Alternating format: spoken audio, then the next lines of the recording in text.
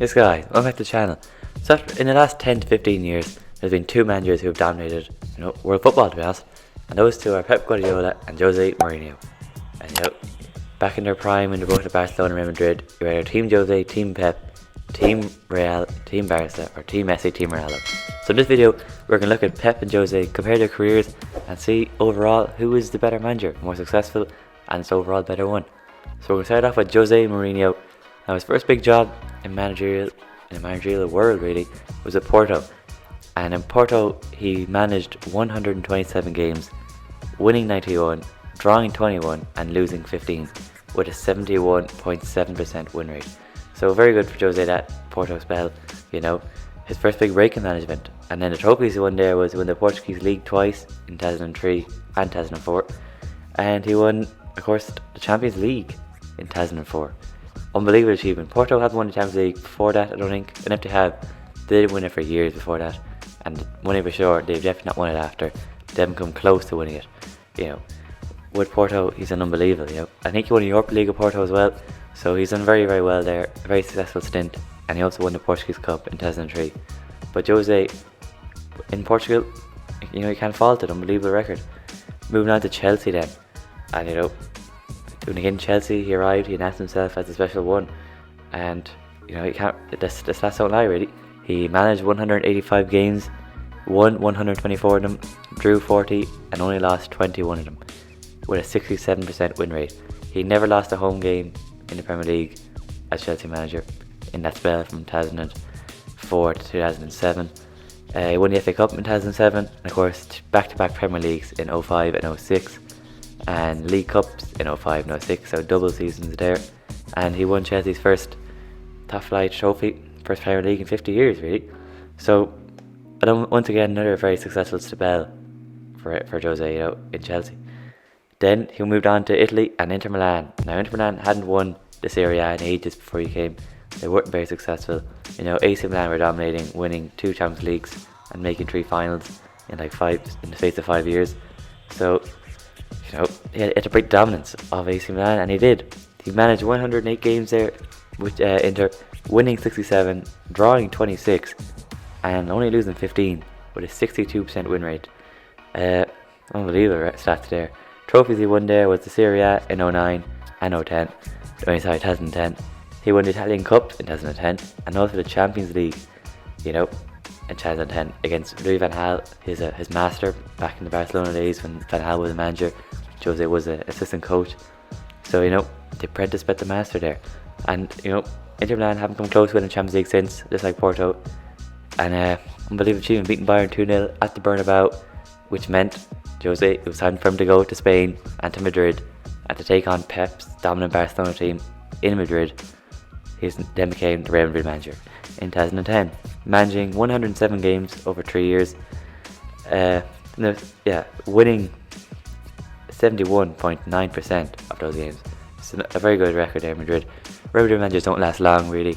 Zidane has lasted quite long compared to what they used to last. But I think Ancelotti winning the Champions League, he was sacked the year after. So Real Madrid managers don't get time. Jose got 3 seasons there. He won the Spanish League in 2012, breaking Pep's dominance after that Barca team, just dominating La Liga for years. Winning the Copa del Rey against Pep's Barca in the final 2011, and he made 3 Champions League semi-finals in all those 3 years. Got very close a couple of years, only lost in penalties against Bayern Munich in 2012. Lost to Barca in 2011, but in that first leg, Real Madrid were, they were in control of the tie really until Pepe got sent off. And 2013 Dortmund in that first leg, they bet him well there in that game. So Real Madrid, as Real Madrid managers go, a quite successful spell in Madrid for Jose. No manager can really last there too long. And he broke Pep's dominance in Barcelona, forced Pep out of Barca. Pep even said, Jose was getting into his head in those press conferences. Pep needed a year off football. He couldn't manage him anymore. He couldn't take it anymore, Jose, and his actions really. Jose, a quite successful spell there in Madrid, and that brought him back to Chelsea for a second spell. This time managing 136 games, winning 80, drawing 28, and losing 28, with a 58.8% win rate. So another very successful spell with Chelsea. His first season, they came third in the league. Second season, they won the league in 2015 and the League Cup in 2015. did a double that year, and then the next year, then some of those players threw in the towel on Jose in the 15-16 season. People like Hazard, Fabregas, and Costa. I remember the Chelsea fans; some of them weren't very happy at all. They had the posters of the three rats, and those people were the rats. They got them sacked. Chelsea players always did that though. They've even done it with Frank Lampard. They throw in the towel after a while. It's just the kind of club they are. After Chelsea, then he went to my club, United. Now, United, for every manager that manages United after Sir Alex, there should be a disclaimer really. He's working with at least one arm tied behind his back with that board. Jose wanted players this season after he came second. That summer he wanted players. He wanted centre back, especially centre back. He wanted, one of Koulibaly, Harry Maguire, any one of those. Godin. He's linked to so many. The board didn't get him any. Woodward and the Glazers, they failed to do it. But so no one's going to really succeed at United. Ollie, he's doing very well, but at the moment Jose is the best United manager since Sir Alex. He managed 144 games, winning 84 of them, drawing 31 and only losing 29, with a 58.3% win rate. Very, very good. Came second in the 17-18 season with 81 points, which has won titles before. The 99 United team won the league with 79 points. I think Leicester in 15-16 won the league with 81. So that 81 can win the league for you. And they were unlucky. They come against the Man City side, managed by PEP, that got over 100 points. Actually, bang on 100. But he did win United's first Europa League in 2017 and a League Cup in 2017 as well. He got an FA Cup final in 2018, and then, as I said, came second. Didn't get back in the summer, and the wheels kind of fell off then. But Jose, it's some great moments for United. Even that last season, he got sacked. The 3-2 comeback against Newcastle, the win in Turin, come back from 1-0 down, and obviously winning the Europa League. And of course, 2-0 down a day they had, Pep being all smug. Jose turns it around, winning 3-2. Some good moments here for United. He's currently manager of Tottenham. Right now he's going through a tough spell, losing back-to-back games. But he's had a 45% win rate so far at Tottenham, and he's in an EFL Cup final, Europa League last 32, and FA Cup last 16. So still in every competition in his first full season at Tottenham. He's so I have to wait and see how he does there. He's won 2 UEFA Manager of the Year awards, 1 FIFA Manager of the Year, and 4 IFFHS World Best Coach Awards. So Jose, an unbelievably successful manager. Really started from 2003 when he won the Europa League with Porto, I think. So what's that? That's nearly 18 years now. Jose's been one of the top managers in the game, really. So Jose, overall, a serial winner. He's won at every club he's been at. We're waiting for him to win something at Tottenham, but he hasn't even been there. He's only just been there a year now. Obviously won 2 Champions Leagues with teams like Porto and Inter Milan, which clubs have not come close to winning it since, and they weren't coming close to winning it before either. So Jose really broke the dominance of teams like Barcelona, in Spain, and won and AC Milan in Italy. He's Chelsea's greatest ever manager for sure. Chelsea fans always appreciate him every time he comes back to Stamford Bridge. Don't know why. He's clearly the greatest manager, but it's just kind of club Chelsea are, really, isn't it? He broke Pep's dominance in Barca, as I said, with Real. Jose, he won the league with Real in 2012 against Pep's Barca, and that Barca team was in their prime. You got Xavi and Iniesta in their prime, Messi winning Ballon d'Ors.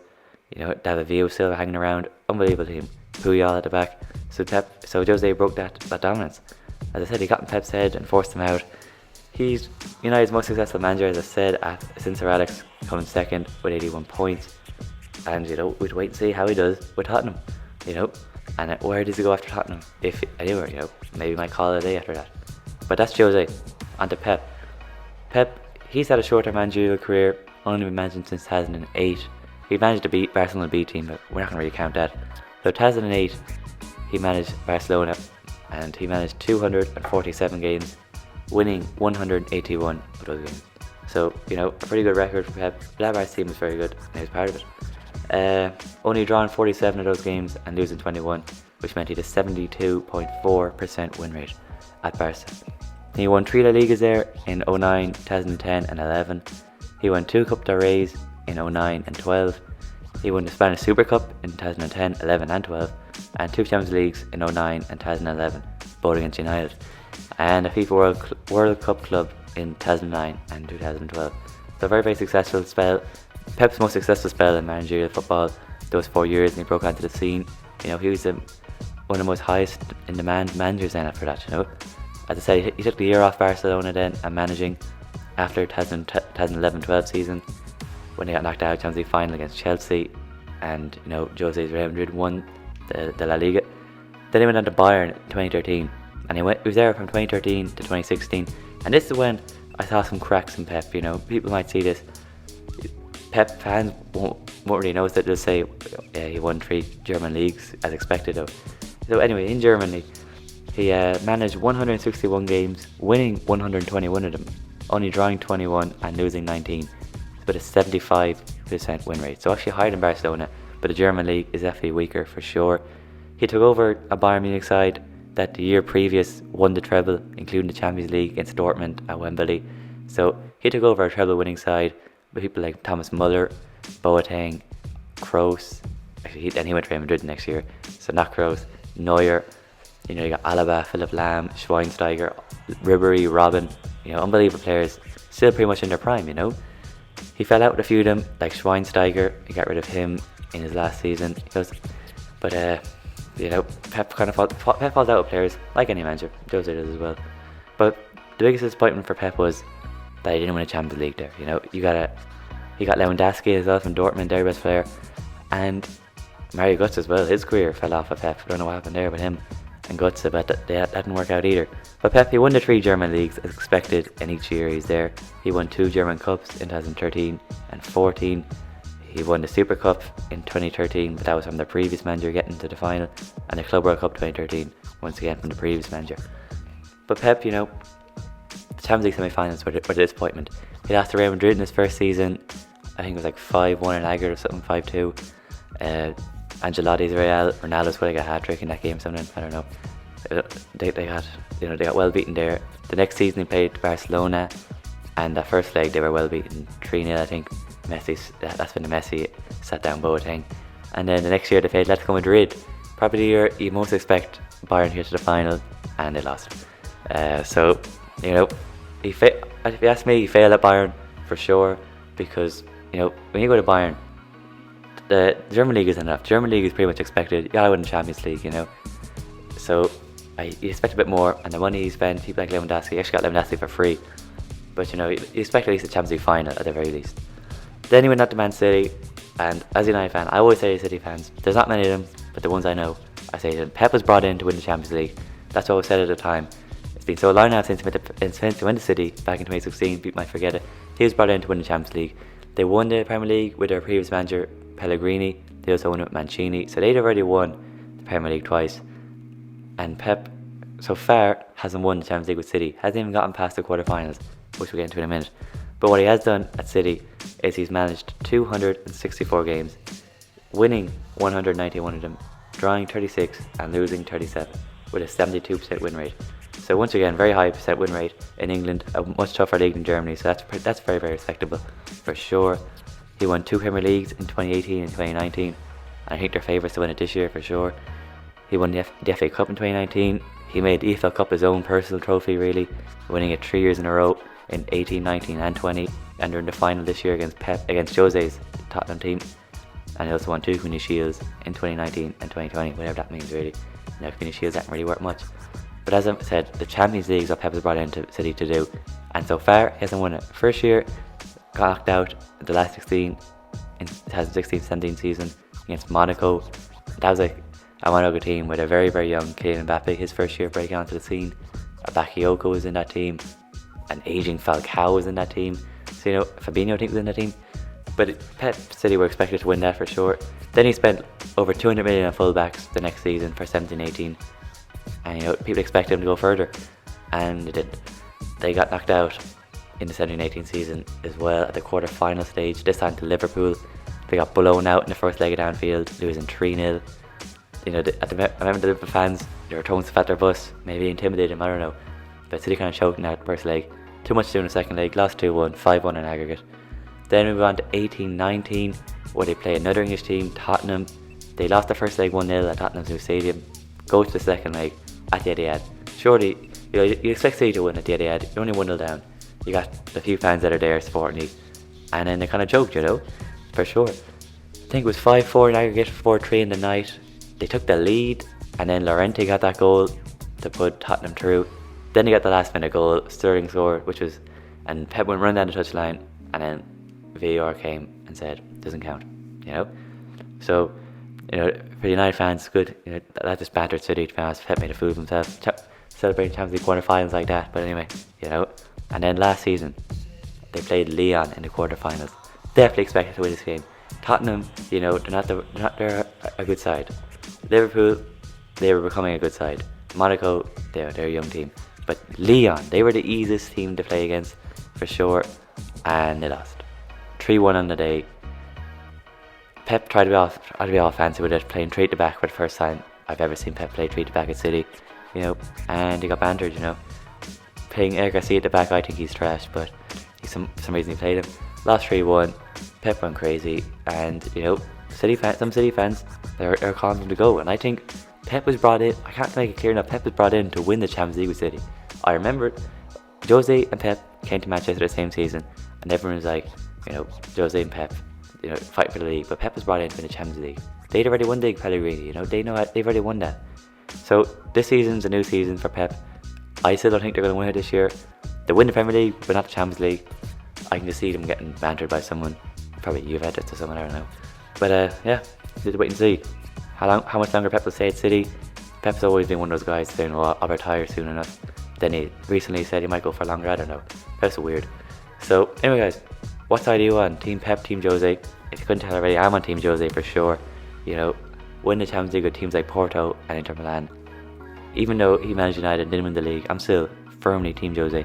Pep, I think, is overrated. Hasn't won the Champions League since 2011. Hasn't won the Champions League without Barcelona, you know, and that Messi, Xavi, Iniesta, Puyol, unbelievable team, you know. Haven't won it without that team.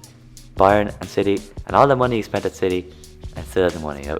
Sheikh has opened the checkbook and given him all he needs at City, and still can't do it.